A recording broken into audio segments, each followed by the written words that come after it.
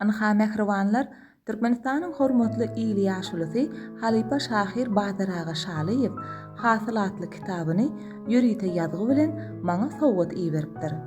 Şygyryýetiň muşdagy Arzu Rahmanowa iň gowy arzuwlar bilen awtordan sowgat.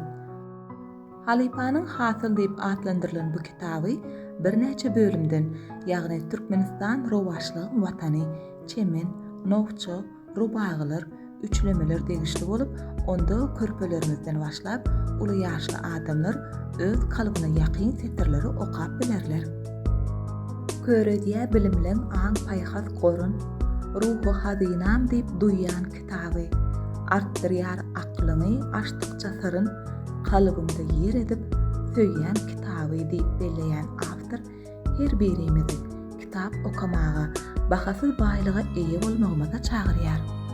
Söze uly hormat goýýan Halipa Şahir Badyr Ağa iýeren sowgadyňyz üçin size çyn kalbymdan sag bolsun aýdýan, goý ýazýan, döredýän goşgularyňyzyň owazy uzaklara ýaýylsyn. Sözümiň soňuny Halipa Şahiriň öz sözleri bilen jemleýän. Durmuşdaky ornuň ilahydan paý, watanyňa bagşat gujur gaýratyň, ihlasy zähmete ýapylýar serpaý.